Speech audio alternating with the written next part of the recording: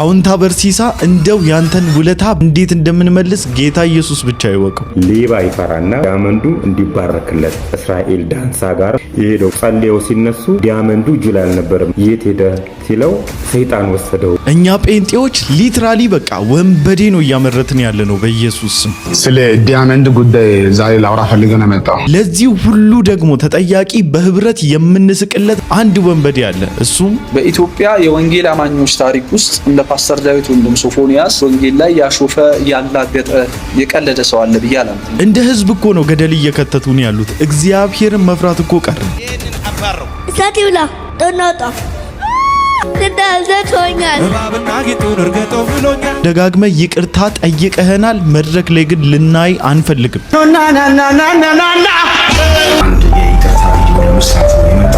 ህይወት አይደለም ወይ? ሐሰተኛ ነቢያት ባሉበት ድንኳን በሙሉ የምታሞቅ የምትካድም ምን አይነት ብለሲንግ ነው አንተ ሰው? ጌታ ሆይ እግዚአብሔር ለምንድን ነው የዓመት እንጀራችንን ዓመት ስጠን ያላል?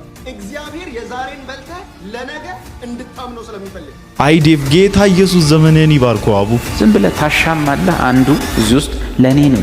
እዚህ ውስጥ ሁለት ትዳር የምትፈልጉ ሰዎች አላችሁ። 12 ነው የሚነሳው። ከጨለማ አመለጥኩኝ ካለ ስላመለጠው መናገሩ አንተን ምንድነው የሚያፍጨረጭር? ሲኬድ ግን መስለፍና ኢንዱስትሪውን ማንቋሸሽ የነበሩበትን ቦታ መናገር አያስፈልግም። ትልቁ ችግር እሱ ነው። ይህንን አቋሜን ልታውቁልኝ ይገባል። ዓለም ቢያጨበጭብልኝ እኮ ነው የምልህ። እሱ ባከበረኝ ልክ ሊያከብረኝ አይችልም። ነገር ግን እግዚአብሔር በምህረቱ ባለጠጋ ስለሆነ ምህረቱ ብዙ ነው፣ ምህረቱ ብዙ ነው፣ ብዙ ነው፣ ብዙ ነው፣ ምህረቱ ብዙ ነው፣ ብዙ ነው። ሰላም ሰላም፣ እንዴት ናችሁ? እኔ ወንድማችሁ ዲቤሪያው ነኝ። ዛሬም ግን እንደተለመደው በቆንጆ ቪዲዮዎችና በአስተማሪ ቪዲዮዎች ሰዓትና ጊዜን ጠብቄ ከች ብዬላችኋለሁ። ሁላችሁም እንደተለመደው ቪዲዮን ከመጀመራችሁ በፊት ላይክ እያደረጋችሁ ቪዲዮን ጀምሩ። ሰብስክራይብ ያላደረጋችሁ ሰዎች ሰብስክራይብ እያደረጋችሁ ቤተሰብ ሁኑ። ወዳጅነታችሁን አጠናክሩ። የ25000 የሰብስክራይበር ቻሌንጃችን እንደተጠበቀ ነው። እንደ ጉድ እያጧጧፋችሁት ነው።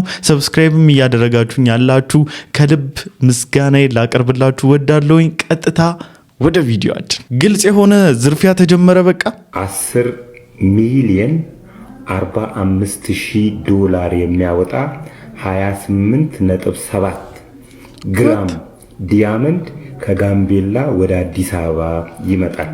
ይሄ ሰውዬ ቂጤሳ አበራ ይባላል።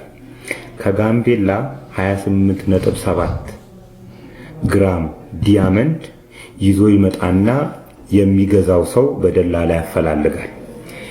በጊዜው ምንዛሬ 60 ሚሊዮን የኢትዮጵያ ብር ይሸጥና ሰዎቹ ይህንን ብር በዶላር ይሰጡታል።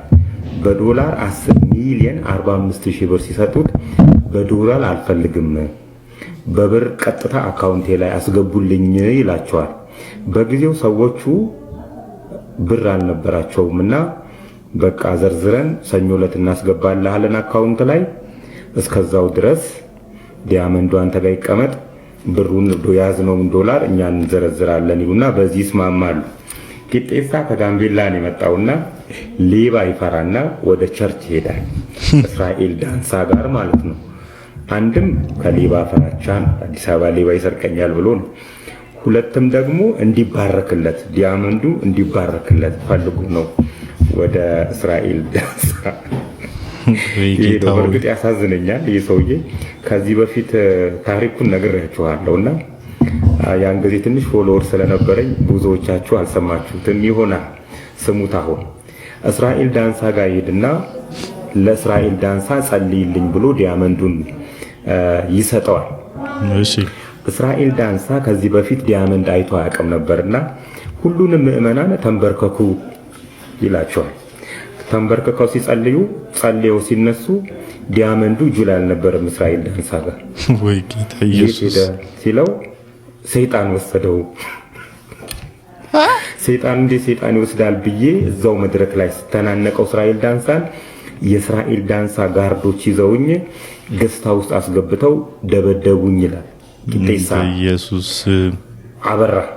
ከደበደቡት በኋላ ውልቅልቅ አርገውት እዛ ገስት ሃውስ ውስጥ አንዳንድ ታሪኮቹን ይጠይቁታል። የባንክ አካውንቱን፣ ዘመዶቹ የት እንዳሉ፣ ሚስቱ የት እንዳለች፣ እህቱ የት እንዳለች ከጠየቁት በኋላ በሳምንቱ ሌላ ቸርች ይሄዳል። ቂጤሳ በራ እንደዛ ተመቶ ማለት ነው። እዛ ቸርች ደግሞ ያለው ሌላኛው ፓስተር ይሄ ታሪክ ተነግሮታል። ይሄን አካውንት ያለ ሰውዬ ድንጋይ ጠፋብኝ የምትል ሰውዬ ና ወደ መድረኩ ጣይሉ ዲያመንዱን መውሰዳቸው እንትን ሳይል ምን ይሉታል? ዲያመንዱን ጂጂጋ አይቼዋለሁ፣ ኢየሱስ ጂጂጋ ነው ያለው፣ እህት ጋር ነው ያለው ይሉታል። እንግዲህ ዲያመንዱን መውሰዳቸው ሳያንስ ከእህቱ ጋር ሰላም የተቀመጠችው እህቱ ጋር ለማጣላት ማለት ነው። ብዙዎቻችን የምናውቀውና እጅግ በጣም የምናከብረው የምንወደው ሰው ነው። አውንታ በርሲሳ ወይም ደግሞ ገዛኸኝ ተሬሳ ይባላል። በጣም ብዙዎቻችን የምናከብረው ወንበዴዎችን እግር በእግር እየተከታተለ ለሕግ እስኪቀርቡ ድረስ አፍንጫቸው ስር ቆሞ ሕግ ትኩረት እንዲያደርግባቸው እያደረገ ያለ የሚገርም ሰው ነው። የሚገርም ሰው የእውነቴን ነው የምላችሁ። ሰው በዚህ ልክ ቤተሰብ ኑሮት ህይወት እያለው ትዳር እያለው ምናምን በዚህ ልክ ድፍረት ሊኖረው አይችልም ስላችሁ ምኖርለት ሰው አለ ብሎ እንኳን የሆነ ትንሽ ፈራ ይላል አይደለ? ሲናገር እንኳን የሆነ ፈራ ተባል ይችላል። ይሄ ምንም አይነት ፍራቻ የማይታይበት በድፍረትና እውነትን ብቻ የሚናገር ሰው ነውና እግዚአብሔር ዘመኑን ይባርከው። የእውነት እግዚአብሔር ጥበቃውን ያድርግለትና ወደ እስራኤል ደንሳ ስንመለስ ይህ ታሪክ እውነት ነው፣ የቆየ ታሪክ ነው። ነገር ግን ስቲል ነው በዚህ ዘረፋና በዚህ ሌብነት ውስጥ አይደሉም ወይ? እነኚህ ሰዎች በዚህ ታሪክ ውስጥ አይደሉም ወይ? ይህ ወንበዴ ይህ ዘራፊ በዚህ መልኩ ነገሮችን አድበስብሶ እንዲታለፍ አደረገ እንበል። ነገር ግን ስቲል ነው በዚህ ዘረፋ ውስጥ ተሰማርተው ህዝብን እየበዘበዙ ያሉ እናቶችን፣ አባቶችን፣ ወጣቶችን እያስለቀሱ ያሉ ስንት ተስፋ የጣሉበትን ሀብት እየነጠቋቸው እንዳሉ ግን ሳስብ ደግሞ የሆነ ትንሽ እንቅልፍ የሚነሳ ነገር አለው። ማለት ምን አይነት ውንብድና ውስጥ እንዳሉ፣ ምን አይነት ድፍረት ውስጥ እንዳሉ አይ ዶንት ኖ ዋይ ለምን ዝም እንደተባለና ይሄ ሁሉ ነገር ሲደረግ ግን በእነዚህ ሰዎች መሃል ሆኖ እንደ ደላላ እየሰራ ያለ አንድ ወንበዴ ደግሞ አለ። ብዙዎቻችሁ ታውቁታላችሁ። ሪያላይዝ ስላላደረጋችሁትና ትኩረት እየሰጣችሁ ስላልሆነ ዛሬ ግን ልነግራችሁ ወዳለሁ። በኢትዮጵያ የወንጌል አማኞች ታሪክ ውስጥ እንደ ፓስተር ዳዊት ወንድም ሶፎንያስ ክርስቶስ ኢየሱስ ወንጌል ላይ ያሾፈ ያላገጠ የቀለደ ሰው አለ ብዬ አላምንም። በኔ ግንበር አያሉ የለም እንተናም ማና ሳውዝ አፍሪካ ያለችው ነብይ ምናምን ልትለው እሷን ምናምን ልትሉ ይችላላችሁ። ኦፍ ኮርስ ግን እኔ 7 ሰው አሁን ላይ አክቲቭ በክርስትና ወንጌል ላይ የሚያሾፉ ሰዎች ብትለይ ሶፎንያስን ለብቻ አድርጌ ነው 7ቱን ዘረዘር እንጂ ሂዜ ልትንቁት ያለ አልቀለደ ምናምን የምትሉት ሰው አይደለም። የተሳካለት ቀልደኛ ለአመታት ዋጋ ከፍሎ ክርስትናን እያሰደበ ያለ ሰው ኢንቴንሽናሊ በቀል 3 ነገር አለ ወዳጆቼ። ድካም የሚባል መቃወም የሚባልና ማላገጥ። እኔ ማወራው ማላገጥ ስለሚለው ኢንቴንሽናሊ ለረጅም አመታት በወንጌል ላይ ስኬታማ የሆነ ማላገጥ ጉዞ ያደረገ ሰው ነው። ዛሬ ምሽቱን ወደ ጌታ ሄዶ ቢያድር ሰው አርገው ነው ኦፍ ኮርስ ወዴት እንደሚሄድም አላውቅም። ወደሚሄድበት ሄዶ ቢያድር የዳነ ሰው እንዴት እንዲህ ምናምን ብለው ነገር ስላለኝ ነው ጌታ ነው የሚያውቀውና ሄዶ ቢያድር አሁን አይደለም ለሚመጡት 10 አመታት የሱን የሚያህል ተጽዕኖ ያለው ወንጌል ላይ ሊያሾፍ የሚችል ሰው በቀላሉ ይመጣል ብዬ አላስብም። በጣም እጅግ የተሳካለት አሿፊ ሰው እሱ ብቻ አይደለም፣ ከርሱ ጋር የተነካኩ በፈሴ እንደዚህ ያደርጋለሁ ያንን ሆሊ አምላክ ሲቀልድ መጽሐፍ ቅዱሱን እየተረተረ ሲበላ አሁን ሰሞኑን እስልምናን መቀላቀል ፈልጋለሁ በውስጥ አናግሩኝ ምናምን ሲል የነበረው ሰው ነው። እሱ ፊልም ሰሪዋ ሴት አግኝቶ በቃ እሱ እንደ ፓስተር ሆኗት ጌታን እንትን ብሎ ምናምን ሲላት የነበረ እሱን ያገኙ ሰዎች ይሄው አሁን ነብይ ይዞት አሁን የመከላከያ ልብስ ለብሰው ምናምን የሚዞረው ሰውዬ እሱን ያገኙ ሰዎች በሙሉ ራሱ ዝም ብሎ ቀልደኛ አይደለም። እጅግ በጣም ኢንፍሉዌንሻል ከሱ ኮሌጅ ተመርቀው የወጡ ሰዎች ራሱ ወንጌልን በማስነቀፍ ዙሪያ ያላቸው ፓወር አይደለም። አንድ ፓንቻቸው ቀላል አይደለም። ስኬታማ ሰው ነው ሶፎንያስ። በጣም ወንጌል ከተሰደበባቸው ከተሾፈበት ሰዎች ወንጌል ላይ ትኩረት እንዳያደርጉ እንዲደረግ ካደረገ አንድ አጋንንት ከተጠቀመበት ሰው መሃል ዋንኛውና ቀንደኛው በዚች በኢትዮጵያ ምድር ውስጥ ሶፎንያስ ነው። ወንድሙም ስለሱ ሲናገር ሰምተን አናውቅም። በሱ ዙሪያ ያሉ ሰዎችም ስለሱ ሲናገሩ ሰምተን አናውቅም። ዳዊት ሞላልኝ ወይም ደግሞ ፓስተር ዳዊት ይህ ነገር ስለዚህ ሰው ቢናገር ይህን ሰው ከብዙ ሰው ልብ ውስጥ ፈንቅሎ ያስወጣዋል። ምክንያቱም በጣም የሚወደድና በጣም የሚከበር አገልጋይ ስለሆነ ማለት ነው። አይ ዶንት ኖ ዋይ ግን ስለዚህ ስለ ወንድሙ ስለ ወንበዴው ወንድሙ ለምን ዝም እንዳለ ግን አላውቅም። ነው ወይስ ተቀብሎታል ማለት ችግር የለውም እሱ ጋራ ማለት አክሴፕት አድርጎታል የዚህን ሰው ምልልስ? መልሱን እንግዲህ ለሱ እንተዋለን። ቸርች ውስጥ በሂደት እየጠፋ ያለው ነገር ይሄ ነው። ቸርች ውስጥ ይቅርታ አድርጉልኝ፣ በሂደት እየጠፋ ያለ ነገር ያሳስበኛል። ፍርሃት፣ ድንጋጤ፣ ማጣት፣ ፍርሃት፣ መጥፋት፣ እንደፈለገ የሚሆን ሰው መብዛት። ወዳጆች ይሄ ቤት የስርዓት ቤት ነው። ይሄ ስርዓት ክቡር ስርዓት፣ ለቤተ ክርስቲያን የተሰጠ ስርዓት፣ በመንፈስ የምንወስደው ስርዓት ነው። የትምህርቶቹ መነሻ ይሄ ነው ማለት እንደፈለግ አትሁን ነው። ክቡር ነው። ሞተ እያልክ ነው ደማ እያልክ ትዝናናለህ ወይ? እግዚአብሔርም የሚፈሩ ሰዎች በጣም ጥቂት እየሆኑ ከመጡ በጣም እየሰነበተ መጥቷል። ምክንያቱም አሁን ደፋርን የምንቀበልበትና ለደፋሮቻችንና ለአይን አውጣዎች ጥብቅና የምንቆምበት ዘመን ላይ ደርሰናል ወገን። ምናልባት አላውቅም እኮ ይሄን ቪዲዮ ከሰራው በኋላ እንኳን እንደዚህ እንዴት የእግዚአብሔር ወንጌል እንደዚህ ይደፈራል፣ ለምን ወንጌል በዚህ ልክ ይነቀፋል ብዬ በመናገር ኮሜንት ላይ እየመጡ እኮ የሚሰድቡን ሰዎች አሉ። እግዚአብሔር ያሳያችሁ እስቲ። እንደው እኮ ይሄ እኮ ልብ የሚሰብር ነገር ነው፣ የሚያሳዝን ነገር ነው፣ አሳፋሪ ተግባር እኮ ነው። እሺ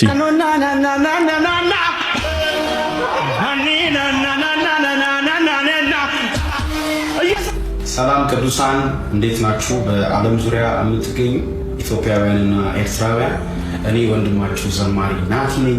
ዛሬ በፊታችሁ አንድ የይቅርታ ቪዲዮ ለመስራት ነው የመጣሁት። ሰሞኑን ባያችሁት በተለያየ ሚዲያ ላይ እየተዘዋወረ የሰማችሁት ይህንን አገልግሎት የምትወዱ ወንድማችን አሁን ይቅርታ እየጠየቀ ነው። ይሄ ነኒንና ሰሞኑን ቫይራል በሆነው ማለት ነውና እንደው ይቅርታ መጠየቅ እንደው ይበል የሚያሰኝ ቢሆንም ግን እኔ አሁን ህይወት አይደለም ወይ ይሄ? እንደው እቺ ቫይራል ወጣች እንጂ በየመድረኩ በየጉራንጉሩ ሐሰተኛ ነቢያት ባሉበት ድንኳን በሙሉ የምታሞቅ የምትካድም ህዝቡ እንዲካድም ደግሞ እንደው ህዝቡን የምታነሳሳ አይደለም ወይ? እቺ ቫይራል ወጣች እንጂ ሌሎቹስ ማለት የተለየ ነገር አለ ወይ ነው የኔ ጥያቄ። እና ይቅርታ መጠየቅ ጥሩ ቢሆንም እንደ ወንድም መዝሙር እንደሚወድ ሰው እና ደግሞ እንዲመለስም እንደሚፈልግ ሰው ህብረት የምታረግባቸው ሰዎች ማለት አሶሺየት ያረካቸው እኮ ሐሰተኛ ነቢያት እኮ ናቸው እንዴ? እቺን እኮ አይደለም ይቅርታ መጠየቅ ያለብህ እንዴ? ህዝቡ በሐሰተኛ ነቢያት እንዲበዘበዝ የምታነሳሳው አንተ አይደለም ወይ? ለሐሰተኛ ነቢያዎች መድረክ ከመያዛቸው አስቀድሞ እንደው በቃ መድረኩን የምታወቀው አንተ አይደለም ወይ? ከዚህ መመለስ አይሻልም? እንደው በእያንዳንዱ አዝማሪ ንስሐ ገብተህ ትችላለህ። በጣም ትክክለኛና ገዢ የሆነ ሐሳብ ነው የተናገርከው። በነገራችን ላይ ወንድማችን አጋቦስ ያነሳው ሐሳብ ናቲ ጁዋር የተባለው ወይም ደግሞ ይሄ ናቲ የተባለውን ዘፍማሪ ወይም ደግሞ አጋፋሪ ብቻ አይደለም የሚመለከተው። አብዛኛው የሐሰተኞች መድረክ ላይ ቆሞ ሲያሸረግዱና ህዝቡን ሲያስበዘብዙ የሚውሉትን እያንዳንዱ የወንበዴ ተባባሪዎች፣ የሌባ ተባባሪ ያው ሌባ ነው። በነገራችን ላይ ምንም ኤክስኪዩዝ አናደርግላችሁ፣ ምንም ኮምፕሮማይዝ የምናደርገው ጉዳይ የለም። የሌባ ተባባሪ ሌባ ነው፣ የወንበዴ ተባባሪ ወንበዴ ነው፣ የወንበዴ ልጅ ወንበዴ ነው። ዛት ሲት አለቀ በቃ። ምንም ሌላ ኮምፕሮማይዝ የምናደርገው እውነት የለም። አናመቻምችም። መጀመሪያ ከዛ ቦታ ተላቀቁ እንዴ። እንደ መደበሪያ እኮ ነው እየቆጠሩን ያሉት ማለት እንደ ልባቸው ይሆኑና ይሄ በቃ ምናምን ሾርት ሚሞሪ ነና። ምክንያቱም በጣም ብዙ ነገር የመርሳት አቅም አለን፣ እንረሳለን። የተደረገልንን የምህረት ባለጠግነት ስለምናውቅ የሆነልንን የበዛልንን የምህረት ብዛት ስለምናውቀው የሆነ ሰው በደልኩ አጠፋው ብሎ ይቅርታ ሲጠይቅ አለ ማለት አንችልም። ይቅርታ እናደርጋለን፣ ችግር የለብንም።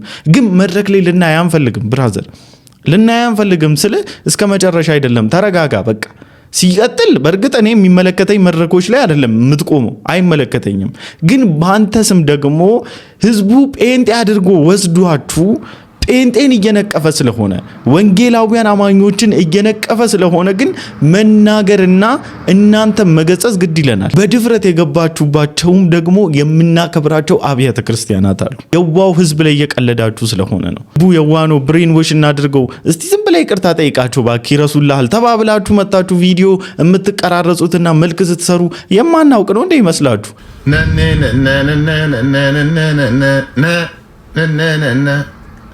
እኔ የእውነት እኔ ጌታን ከማወቄ በፊትም ጌታን ካወቅኩ በኋላ የዝማሬ አገልግሎት በኢትዮጵያ ክርስትና ላይ ምን ያክል ኢምፓክት እንዳለው የክርስቶስን ፍቅር በመናገር ምን ያክል ህዝብ ወደ ክርስቶስ መንግስት እንደጨመረ ቤተክርስቲያን እንዴት እንደተጽናናች እግዚአብሔር በትንቢት ሁሉ በዝማሬው ሲናገር ህዝብን አበዛ እያለ ያቺ ጥቂት የነበረችዋ እንደዚህ ዛፍ አክላ ምናምን ነገርና ዛሬም እየተጽናናንበት ዛሬም ብዙ በዝማሬ የሚያገለግሉ ወንድሞቻችን ስለነሱ እግዚአብሔር ይመስገን ምንልበት አገልግሎት እንደዚህ አይነት ይሄ ቦዘኔ ልበለው ምን ልበለው መጫወቻ ሲሆን ሳይ ግን የእውነት እኔ በጣም አዝናለሁ ቢያንስ የሚቆጣ መሪ ሁሉ ማጣታችን እኔ እንደው በእውነቴም ነው እንደው መዝሙሩ ባለቤት የሆናችሁ እግዚአብሔር የሰጣችሁ ዘማሪዎች እናንተ አንድ ነገር ብትሉ አታበላሽብን ብላችሁ ብትሉ ላለው እናንተ በኮፒራይት ህግ መሰረት ራሱ መቅጣት አለባችሁ ማለት እነሱን ክሰሷቸው ከዚህ በኋላ በእናንተ ስንት እንቅልፋታችሁ ስንት ተንበርክካችሁ ከእግዚአብሔር ጋራ በስንት እንባ የተቀበላችሁትን ዝማሬ ሲያበላሹባችሁ ቆማችሁ ራሱ አትዩ የእውነቴን ነው ብላችሁ አቀሳሳሪ ምናምን አትበሉኝ በቃ ሰልችቶናል በእነዚህ በዘማሪዎች በእነዚህ ወንበዴ ነብይ ነን ባዮች መሰደብ መዘለፍ እንዴት እንደሰቀጠጠኝ እንዴ አሁን እኮ ወንጌል ይሰበክ ተብሎ አደባባይ ሲወጣ እምንነቀፈው በስተታችን እኮ አይደለም ወይ ስተት ተገኝቶብን አይደለም እኮ በእናንተ ምክንያት እኮ ነው እየተሰደብን ያለ ነው እስቲ ንገሩኝ በየትኛው ዘመን ነው በሐሰተኛ ነብይ በምናም ጴንጤ ሲሰደብ የምታውቁት ይሄው በዚህ አሁን ከዚህ ከ10 ወደዚህ አመት ነው እየመጣ ያለው እንደዚህ አይነት ውንብድና ታክቲክና ቴክኒኩን በተለያየ አይነት መልኩ እየቀያየረ ሲመጣ እኮ ነው ወንጌላውያን አማኞች መዘለፍ መሰደብ የተጀመረው የሽሞ በል ትንቢት አለ ሽሞ ታውቃላችሁ ዝም ብለ ታሻማለህ አንዱ እዚህ ውስጥ ለኔ ነው ይላል እዚህ ውስጥ ሁለት ትዳር የምትፈልጉ ሰዎች አላችሁ ብል 12 ነው የሚነሳው ግን ደግነቱ ምንድነው ተነስ ስል ብዙዎቹ አይነሱ ሁለት አላችሁ በጣም ትዳር የምትፈልጉ ስል አንዱ ጨክዶ ይነሳል አንድ ትቀራለህ ሁለቱ ይነሳሉ ሞላ ማለት ነው እናንተም ትላላችሁ ግን 10 ይቀራሉ ያላወቃችሁ አንዳንድ የሁላችንንም ፍላጎት ውስጥ ያለ የሚያሳክክ ነገር በማከክ አገልግል አለ ትላንት ያየነው የ400 ነቢያት አገልግሎት እሱ ነው ለንጉሱ ሁሌ ምን የሚናገሩለት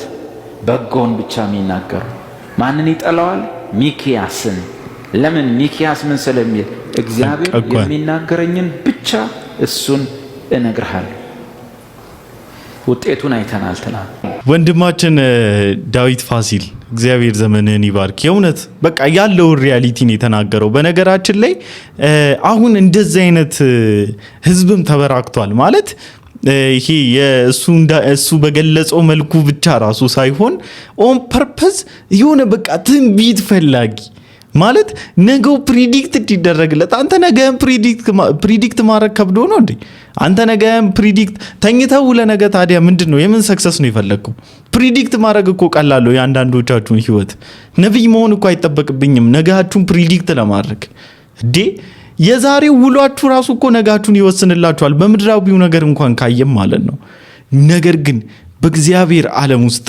ከእግዚአብሔር ጋር ያላችሁን ፌሎሺፕ ሳታስተካክሉ እግዚአብሔር ከአቅማችሁ በላይ የሆነ ነገር ሰጥቷችሁና ቆልሎባችሁ እንድትደፈጠጡ አይፈልግም መልካም አባትና መልካም እረኛ ስለሆነ እሱ መልካም ጠባቂ እናንተ ለራሳችሁ ከምታስቡት እኛ ለራሳችን ከምንጨነቃት ጭንቀትና ሐሳብ የበለጠ እሱ ያስብልናል ዝም ብለን እኛ ስለፈለግን እኛ እንደፈለግን የሚታዘዝልን ቃል ላውጣ ዛሬ አውጅብሃለሁ፣ ዛሬ ቃል አወጣብሃለሁ፣ ሃሌሉያ ምናምን እያልክ ቃላት አሳምረ ምናምን ነገር አሽሞንሙነ እግዚአብሔርን የምትደልደው አይደል? እንደዚህ አይነት አምላክ አይደለም።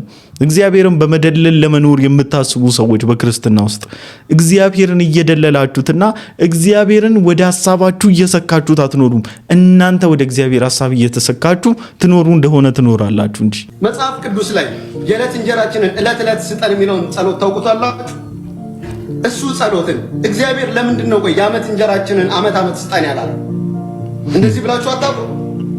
ለምንድን ነው የዕለት እንጀራችንን የሚሰጠን? ለምንድን ነው ዕለት ዕለት የሚሰጠን? ለምን የዕለት ዕለት እንጀራችንን ስጠን እንዳለ ለማብራራት ያህል አንድ ነገር ማሰብ አለባችሁ። ዕለት ዕለት የምትለው ሐሳብ the principle of መና ይባላል፣ ወይም መርህ መና ይባላል። የመና መርህ ነው ማለትም እግዚአብሔር እስራኤላውያን በምድረ በዳ በተጓዙ ጊዜ ለቀኑ ብቻ የሚሆናቸውን መና ከሰማይ ያዘንብላቸው ነበር። የመላእክት እንጀራ ይላል። ጠይቃችኋል? እግዚአብሔር ለምንድን ነው የአንድ ቀን ብቻ የሚያዘንብላቸው? ለምንድን ነው የሳምንት የዓመት የማይሰጣቸው? አይችልም እንዴ? መጽሐፍ ቅዱስ ብዙ ነበር የሚዘንበው እኮ። አንዳንዶች እንደውም ይላል ለነገ የሚሆናቸውን ሰብስበው አከማቹ ይላል። ግን መጽሐፍ ቅዱስ ምን እንደሚል ታውቃለህ? በማግስቱ እንጀራው ጠላ ይላል። ዋው! ለምንድን ነው እግዚአብሔር የዕለት እንጀራህን ዕለት ዕለት የሚሰጥ ብለህ ካሰብክ እግዚአብሔር የዛሬን በልተህ ለነገ እንድታምነው ስለሚፈልግ ዋው! እምነታችሁን እሱ ላይ ማድረግ እንድትማሩ ነው። ለዛ ነው ኢየሱስ ሲናገር ለነገ አትጨነቁ የሚለው። በፕሪንሲፕል ኦፍ መና ነው። ነገ ለራሱ ይጨነቃል፣ ለነገ አትጨነቁና እመኑኝ። ዋው! የዛሬን ያዝና ነገን ምን በለኝ እመነኝ። የምትጨነቅ ከሆነ እግዚአብሔር እምነትን የሚያስተምርህ የዕለቱን ብቻ እየሰጠን ለነገም ይሁን በረከት የምትፈልግ ከሆነ ልታር እግዚአብሔርን ልታምን ይገባል። የምትጨነቅ ከሆነ እግዚአብሔር ለዕለቱ ብቻ ነው የሚሰጠው። ለምንድን ነው እንደዚህ ያለው ካላችሁኝ መጽሐፍ ቅዱስ በስድስተኛው ቀን ግን ይላል በማግስቱ ሰንበት ስለሆነ እረፍት ስለሆነ የሁለት ቀን አዘጋጀ ይላል። የነገንም ጨመረ። ለምን? እረፍት ስለሆነ ማግስቱ ለእግዚአብሔር ሕዝብ የሰንበት እረፍት ቀርቶላቸዋል። የምታርፉ ከሆነ እግዚአብሔር ነጋችሁን ይባርካል። የምትጨነቅ የምትብሰለሰል ከሆነ እግዚአብሔር የዕለቷን ነው ይሰጣል፣ የዕለቷን። ለማንኛውም ግን የዕለት እንጀራችን ዕለት ዕለት ስጠን የሚለው ጸሎት እግዚአብሔር ላይ እምነታችሁን እንድታደርጉ ለዛሬ ወስዳችሁ ነገ እግዚአብሔር ያዘማል። ወንድማችን በረከት እግዚአብሔር ዘመንን ይባርከው። የእውነት በቃ you are amazing። ዓለም ቢያጨበጭብልኝ እኮ ነው የምልህ እሱ ባከበረኝ ልክ ሊያከብረኝ አይችልም። በአብ ቀኝ ነው ያስቀመጠኝ። ሃሌሉያ! እዛ ልክ ግሎሪፋይ ያደረገኝ ሰው ነኝ። ምንም አይነት ነገር አሁን አምጥተህ ልታስደምመኝ አትችልም። ምንም ይሄ ሲኖር ያ ሲኖር ናቲንግ። እሱ ባከበረኝ ልክ ማንም ሊያከብረኝ አይችልም። እሱ የሰጠኝን ቦታ ማንም ሊሰጠኝ አይችልም። ኦሬዲ ይሄ የከፍታ የክብር ጥግ በኢየሱስ አይቻለሁ፣ ጨርሻለሁ። አሜን። ሃሌሉያ! እሱ ኮንፊደንሴ ነው። እግዚአብሔር ከሰጠኝ በላይ ሊሰጠኝ የሚችል ምንም ነገር የለም። ሊሰጠኝ የሚችል መደነቅበት ነገር የለም። ኦሬዲ የተደረገልኝ ነገር ነው። ሁሉ ነገር ተደርጎልኛል። ሁሉ ነገር ተሰጥቶኛል በክርስቶስ። ያ የላካችሁልኝ ያለው ቪዲዮ ለየት ይላል። የእውነት በኢየሱስ ስም በቃ የክብር ጥግ አይቻለሁ። ሌላ ክብር ልታሳዩኝ አትሞክሩ። ሌላ ክብር አሳይታችሁ ኢምፕረስ ልታደርጉኝ ልታስደምሙኝ አትሞክሩ። ልትማርኩኝ አትሞክሩ። ኦሬዲ በእግዚአብሔር ክብር በኢየሱስ ክብር ተማርኬያለሁ። ኮንክሉድድ በቃ እኮ ያለቀለት ነው። ክሎዝድ ነው። የትኛውን የተዘጋውን ነገር ልፈታ ነው አባቴ? እግዚአብሔር ይመስገን አይተናል። ቤተ ክርስቲያን ውስጥ አሁን እየተቸገርን ያለ ነው የኢየሱስ ክብር ብቻ ለምኔ የሚል ትውልድ እየመጣ ስለሆነ ነው። የኢየሱስ ክርስቶስ በቂያችሁ ነው። የኢየሱስ ክርስቶስ ክብር በቂያችሁ ነው። ለምኔ አይባልም። ሌላው የሚጨመር ነገር ነው። ሌላው ኤክስትራ ነው። ባይዘው ሌላው ኤክስትራ ነው። ሌላው እግረ መንገዳችሁን የሚጨመርላችሁ ነገር ነው። የመኖራችሁ ፐርፐዝ አይደለም። የክርስቶስን ክብር ማግኒፋይ ማድረግ፣ እሱን ግሎሪፋይ ማድረግ፣ እሱን ከፍ ማድረግ፣ እሱን ማንገስ፣ ስለሱ መናገር፣ እሱን ታላቅ አምላክ እንደሆነ መመስከር። ሃሌሉያ! በረከት የእግዚአብሔር ሰው ና ይህንን አባረው አስወጣው። በኢየሱስ እሳት ይብላ፣ እሳት ይብላ፣ እሳት ይብላ። ተቃጠል፣ ተቃጠል። ጦናውጣ 1 2 3 ተተኛል። አምላክ ተተኛል። ተዳዘቶኛል። እባብና ጌጡን እርገጠው ብሎኛል። ተዳዘቶኛል። እባብና ጌጡን እርገጠው ብሎኛል። ተዳዘቶኛል። እባብና ጌጡን እርገጠው ብሎኛል። ተዳዘቶኛል። እባብና ጌጡን እርገጠው ብሎኛል። እንደው የእግዚአብሔር ሕዝብ በዚህ ልክ ማላገጫ ለምን እንደተደረገና በዚህ ልክ መቀለጃ መጫወቻ ለምን ሊያደርጉት እንደወደዱ ምንም ሊገባኝ አልቻለም። ይህ ደግሞ ድራማ የሚወድ ነብያችሁ እንግዲህ ነብያችሁ ልበለው እኔ ስለማልቀበለው ነብዬ ነው ብላችሁ የምታስቡ ሰዎች ነብያችሁ ልበላችሁና ይህ እንደው ድራማ የሚወድ በመንግስትም በምንም በቃ ፊት ሞገስ ለማግኘትና ስሙ እንዲነሳለት የማያደርገው ነገር የለም። እንደው ማይፈነቅለው ነገር የለም። ማይፈነቅለው ጉድጓድ እንኳን የለው። ዘንዶ ተመታ ለምን አረ እናታችሁ እና አሁን ደግሞ እኔ ምንም አልልም እኮ ቃላት ነው የሚያጥረኝና እግረ መንገዳችሁን ከእንደነዚህ አይነት ፌዘኛና ባዝኛ ከእንደነዚህ አይነት ቀልደኞችም ራሳችሁን አርቁሽ። አንተ ገብተህበት ቅድም እንዳልኩ ልትታወቅ ልናውቅ ልንወድ ልናደንቅ ስራዎችን ልንል ችለን ወይስ አምጥቶሃል እዚህ ድረስ ማለት ነው። ለምን ሄድክ? ፐርሰናል ቾይስ መብት ነው። በሃይማኖት ምክንያት ሊሆን ይችላል፣ በጤና ጉዳይ ሊሆን ይችላል። ከፈለገ ምንም ይሁን ምክንያቱ እሱ ምክንያት የማንም ማተራል ያንተ ቾይስ ነው። አንተንም በዛ ሴንስ ነበር ትችዋለህ ውስጥ ደግሞ ትተኸዋል። ዘን ወይ ጎል ሙዚቃ ይቀጥላል፣ ኢንዱስትሪው ይቀጥላል። ሰዎችን በግል ምርጫቸው መሄዳቸው ይቀጥላሉ፣ ይመለሳሉ። የሆነ ሳለ ወደ ሙዚቃው ኢንዱስትሪ ተመልሰው መሄዳሉ። ይሄ የግል ምርጫ ነው። ሳማው ሲኬድ ግን መዝለፍና ኢንዱስትሪውን ማንቋሸሽና የነበሩበትን ቦታ መናገር አያስፈልግም። እኔ ያልገባኝ ነገር መች አንቋሸሸ እኮ ነው። መች አንቋሸሸ? በቃ ጨለማ ውስጥ እንዳለ ፊል ካደረገ ጨለማ ነኝ አለ። ጨለማ ውስጥ ነበርኩ አለ። ምንድነው አንተ የሚያበሳጭ? ምንድነው ያበሳጫችሁ? ምንድነው ያናደዳችሁ ነገር? የሱ ወደ ጌታ መምጣትና ፌስቡክ ላይ የጻፈው ጽሁፍ ሃይማኖትን ወክሎ አላወራ፣ የትኛውንም ሃይማኖትም ጠቅ አላደረገ። እሱ የተናገረው ኢቭን የሙዚቃው ዓለም ምናምን አላለም እኮ። እሱ ያለው የነበርኩበት ዓለም ያሳለፍኩት ህይወት የጨለማ ህይወት በክቶኛል እኮ ነው ያለው። መብቱ ነው፣ በቃ ተውት፣ መብቱ ነው። እንዴ ጨለማ ውስጥ ነበርኩ ካለ እሱ ነው የሚያውቀው የጨለማውን ጥልቀት። ብራዘር አንተም ስታመልጥ ነው ጨለማ ውስጥ እንደነበርክ የሚገባ። የጨለማውን ጥልቀት የሚያውቀው ያመለጠው ሰው ነው። አንተ አታውቅም፣ ስላንተ እኔ ነኝ ማቅል ይባላል እንዴ? እግዚአብሔር ይርዳችሁ። ለማንኛውም ለዛሬ ይዤላችሁ የመጣሁት ቪዲዮ ይሄን ይመስል ነበር። ሁላችሁም እንደተማራችሁበት ቁም ነገርም እንደጨበጣችሁበት ተስፋ አደርጋለሁኝ። በቀጣይ ቪዲዮ እስክንገናኝ ድረስ ሰላም ቆዩልኝ። ላይክ ያላደረጋችሁ ሰዎች ላይክ ማድረጋችሁ እንዳትረሱ። ሰብስክራይብ ያላደረጋችሁ ሰዎች ሰብስክራይብ ያደረጋችሁ ቤተሰብ ሁኑ። ወዳጅነታችሁን አጠናክሩ። ይመቻችሁ።